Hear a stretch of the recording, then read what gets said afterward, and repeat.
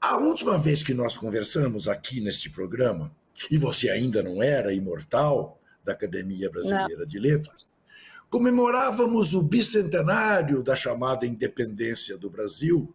O coração de Dom Pedro viajava pelo país afora. Vivíamos sob o governo Bolsonaro já arquitetando um golpe de Estado.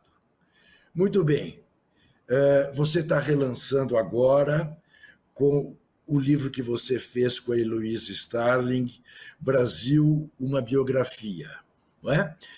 Com um pós-escrito tratando desses últimos 10 anos, entre o lançamento do livro, que foi em 2015, e agora. Eu queria uma avaliação sua do que aconteceu nesse período. Bom, o livro não trata ainda do período contemporâneo. Nós fizemos uma edição em que a gente foi até os anos Bolsonaro e pretendemos fazer mais uma. Nós sempre deixamos essas edições abertas, né? Porque o livro tem mais de 100 mil exemplares vendidos e a gente não quer que as pessoas gastem mais, porque o miolo do livro é igual, é o final que vai mudando, né? Com cenas dos próximos capítulos. Olha, o que a gente podia dizer sobre os nossos anos com Bolsonaro e sem Bolsonaro, né? Sem Bolsonaro, mas com o Bolsonaro, né? Em primeiro lugar é que a chegada de Bolsonaro se constitui, queria ouvir sua opinião também, num fato sem volta, porque ele anuncia no Brasil o que já estava sendo anunciado no resto, boa parte do mundo, que era o crescimento da direita radical, de uma direita retrógrada. Eu sempre digo que eu não tenho problema algum com pensamento conservador, Juca. Eu acho que até é muito bom para a democracia, contanto que um pensamento conservador que respeita a Constituição, respeita a lei.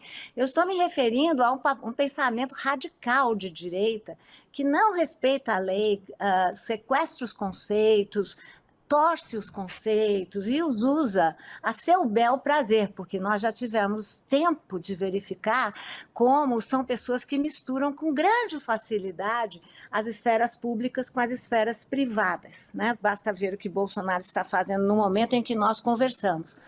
Pois bem, essas pessoas, eu não diria que são pensadores, né? Então, esses políticos radicais de direita, é como se fosse, Juca, como se tivessem destampado a tampa da garrafa, né? Ou seja, o Brasil sempre foi um país conservador, né? Sempre foi um país bastante reacionário, mas houve um momento em que, com o avanço dos pensamentos progressistas, de esquerda, como você quiser chamar, essas pessoas estavam mais tolhidas. Não ficava bem se apresentar como uma pessoa tão ultraconservadora. Agora não. Esses pensadores de direita criaram o seu próprio público, um público muito grande, e usam a misoginia, o racismo, essas políticas contra imigrantes, como uma forma de congregar essas pessoas, né? Então, acho que algo de muito novo está acontecendo quando Bolsonaro continua a ser um player fundamental na política brasileira. Ele que tem aí no seu histórico comprovado o seu golpismo estrutural mesmo. Acho que é muito preocupante quando Donald Trump é eleito nos Estados Unidos pela segunda vez, com muito mais poderes do que tinha na primeira vez. Porque, enfim, controla agora o Senado, controla a Câmara, controla o Supremo, ou seja, tem muito poder. É muito preocupante quando em Israel, há 2 dias atrás, você tem uma passeata, nós conversávamos sobre isso, da ultradireita, apoiados pelo ministro da Segurança, cujo lema é morte aos árabes, né? Ou seja, estamos falando de um momento muito radical, em que essas bandeiras deixaram de ser vexaminosas para serem bandeiras de vitória. E no momento que nós conversamos, Juca, depois não vou falar mais, a Marina Silva, no dia de ontem, foi atacada no Senado, ela que foi convidada a ir ao Senado, ela, com toda a razão, atacou a PEC da destruição, aprovada por esse mesmo Senado, e foi desrespeitada como uma mulher negra e como especialista. O senador que estava presidindo os trabalhos chegou a dizer a ela que ela se colocasse no seu lugar. Eu diria a ele, né? Que lugar é esse? O lugar do senador é que é muito diminuto, não é? E da Marina, que é um lugar imenso. Então, agora, o que me impressionou foi a disfarçatez com que ele falava. Foi a maneira assim, abertamente abusiva com que ele se referia a ela. Isso é novo. Isso me incomoda e me preocupa muito. Estamos falando do senador Marcos Rogério, do Sério. PL de Rondônia. Realmente foi uma cena das mais lamentáveis, que fere completamente a liturgia do cargo, que num congresso que fosse minimamente respeitoso com a sua própria importância, cassaria o mandato dele Exatamente. e de outro senador do PSDB da Amazonas, Plínio Varela, que disse: eu a respeito como mulher, mas não a respeito como ministra.